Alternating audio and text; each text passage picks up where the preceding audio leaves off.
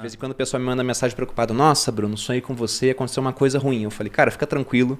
Porque se tudo que vocês sonham com a gente fosse acontecer, não teríamos agenda pra transar com todo mundo. Massa. Mas voltando só à fase do sono, isso é muito legal que você falou que dura mais ou menos 1h30, né? Sim. Por quê? Porque quem acorda no meio desse ciclo, geralmente tem uma qualidade ruim do dia, exatamente porque interrompeu o ciclo no momento errado. É legal você interromper o sono, né? Acordar quando você tá no final de um ciclo. A partir do REM. Isso. Por isso que a gente geralmente acorda de um sonho. Você estava num estágio do sono em que o padrão de atividade do cérebro está muito parecido com quando você está acordado. Por isso que o sono está rolando. Ou seja, está num estágio que está mais leve. E aí, geralmente, a gente acorda, se for natural, né? Você acorda de um sonho, cara, tá sonhando isso. E é exatamente nesse aspecto que o despertador é ruim. O despertador é um dispositivo que só o ser humano usa. A gente inventou para interromper o sono, que é um processo fundamental. Em algum momento na história da nossa sociedade, a gente inventou um dispositivo para interromper um processo que não era para ser interrompido. Daí as pessoas me falam assim, Andrei, mas se eu desligar eu vou dormir até meio-dia. É porque você precisa dormir. Desliga o despertador. Esse tanto de tempo que você dormiu a mais era porque você estava precisando dormir.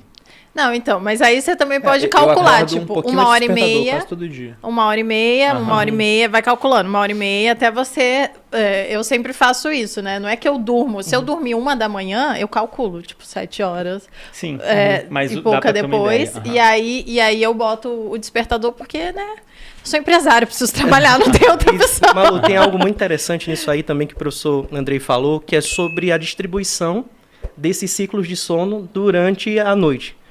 Durante o início da noite, no primeiro período, você tem mais sono não REM. Sono profundo. Sono profundo. Então, a gente tem sonhos, então, só no profundo. Tem mais de uma fase, mas aquele sonho vívido, cheio de emoção, que você geralmente está fugindo de alguma coisa, indo atrás de alguma coisa, não no tal sono REM. No sono profundo, a gente tem sonho, mas não lembra. Exato. Existem 2 tipos de sonhos, assim como existem 2 tipos de sono. Existe o sonho do sono não REM, que geralmente são situações do cotidiano. Você sonha com situações do cotidiano, coisas simples que você viveu naquele momento, ali naquele dia, que parece que é uma extensão do teu pensamento durante a vigília, durante o estar acordado. Já aqueles sonhos que têm um caráter mais forte, emocional, de cair, correr, imaginar algo assim, ele tende a acontecer no sono dito REM. Então, esse sonho com característica emocional acontece no dito sono REM. Sono REM, né? Entendi. Tem aplicativos, Malu, que medem isso mais ou menos, as suas ondas. Porque muita coisa muda nessas fases do sono. Inclusive, você conseguir mexer o corpo ou não. Então, dependendo do smartwatch que você está usando, às vezes até o celular, ele consegue ter uma ideia. Ele pega sua frequência cardíaca, seu movimento do corpo e infere mais ou menos onde você está. Aí ele consegue falar, ela está no sono REM, se for para acordar ela, é melhor acordar agora. Ah, sim. É um aplicativo tipo de despertador. Isso, que leva isso em consideração. Em qual fase? Eles não conseguem dizer tão bem, sabe? Mas é melhor do que nada, assim, né? É melhor do que acordar do sono profundo, porque do sono profundo você está mais longe do estado acordado, e aí você acorda achando que parece que você foi atropelado, né? Então, era isso que eu ia explicar. O que acontece? Quando você interrompe, geralmente você acorda mal, né? É natural, por exemplo, a diferença seria quando você acorda, tipo, às vezes mais cedo e você tá mais disposto, e aí você dorme um pouco mais, fala, não, posso dormir mais meia hora. Aí você dorme meia hora, 40 minutos, quando você vai acordar, você tá muito destruído, exatamente porque você interrompeu o ciclo do sono. Perfeito. Sim, perfeito. Bom, mas imaginando que as coisas acontecem por um motivo, né? A gente não dorme o tanto que a gente dorme à toa, e a gente tem muito tempo aí de evolução que nos deixou dessa forma. Qual seria o papel do sonho nessa história? Aleatoriamente a gente começa a ver imagens na nossa mente enquanto a gente dorme. Isso teria algum papel? Sim.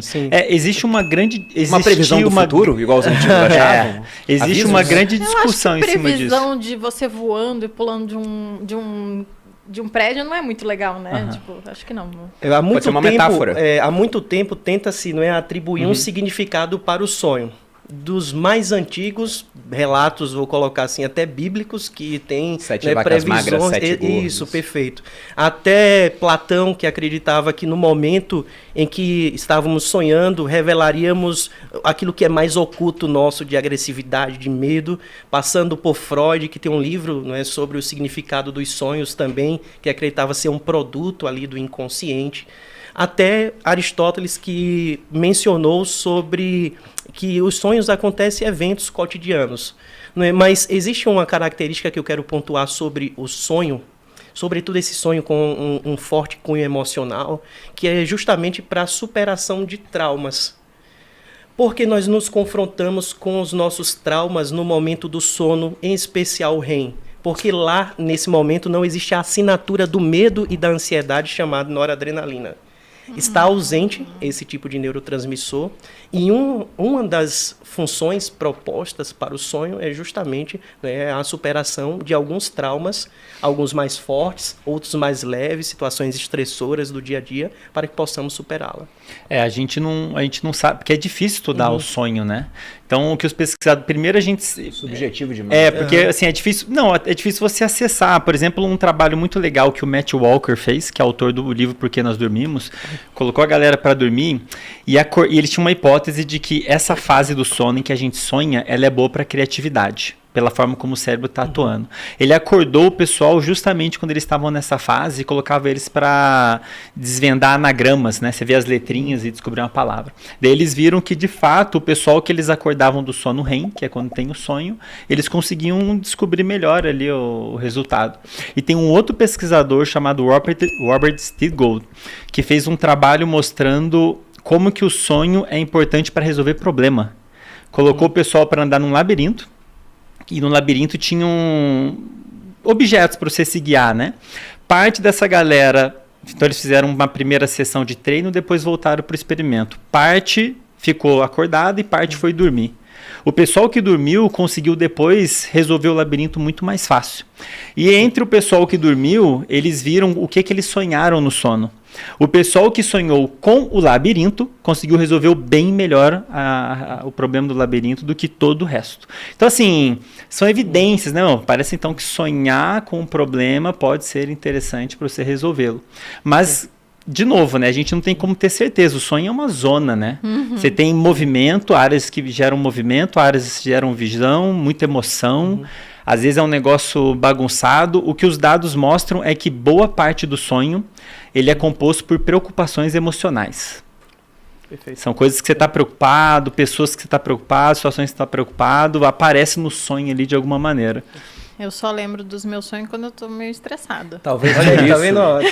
Tem algo interessante nisso. Talvez por isso, por exemplo, a gente tem várias histórias, infelizmente, né, histórias trágicas de pessoas que morrem em acidente de avião. Eu fiquei muito marcado pelos Mamonas lá atrás. Há pouco tempo tivemos a Marília. E eu lembro que na época dos Mamonas, alguma das famílias dos cantores comentou que, nossa, ele sonhou que ia cair de avião.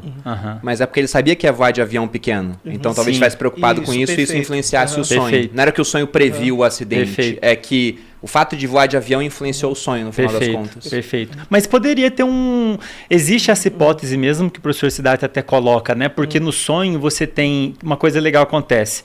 Memórias recentes são reativadas. Tipo, a gente vai... Aspectos do que está acontecendo aqui vão ser reativados, mas também memórias antigas. Só que de uma forma embaralhada, sabe? Mistura. Capaz de você sonhar, vou sonhar com o Bruno e a Malu, sei lá na universidade. Mistura. E daí pode sair muita coisa. Pode sair situações que podem vir a acontecer eventualmente e você pelo menos já vivenciou elas. É uma possibilidade, mas difícil de testar cientificamente. Como é que você vai testar isso, né? Você citou o Siddhartha, ele tem aquele livro que é O Mensageiro da Noite, se eu não me engano. E lá ele conta a história de um industrial, acho que era inglês ou americano, mas ele estava com um problema em um tear mecânico que ele estava criando, ele não conseguia achar a solução para aquilo, ele foi dormir e ele sonhou com uma tribo de guerreiros, onde as lanças tinham um buraco. Era uma lança, mas em vez de ser sólida ali, o metal tinha um buraco no meio. Ele falou, nossa, se ao invés de colocar a linha no final da agulha, eu colocar na frente, será que vai dar certo? E aquilo solucionou o problema que ele tinha no tear que ele queria criar. E o que eu acho curioso sobre sonho é que muitas pessoas ainda têm essa concepção de que, olha, o sonho é um aviso de que algo vai acontecer. De vez em quando a pessoa me manda mensagem preocupada, nossa, Bruno, sonhei com você, aconteceu uma coisa ruim. Eu falei, cara, fica tranquilo, porque se tudo que vocês sonham com a gente fosse acontecer, não teríamos agenda para transar com todo mundo. Tem essa parte. E eu também já teria grávida do 20º filho. Exatamente.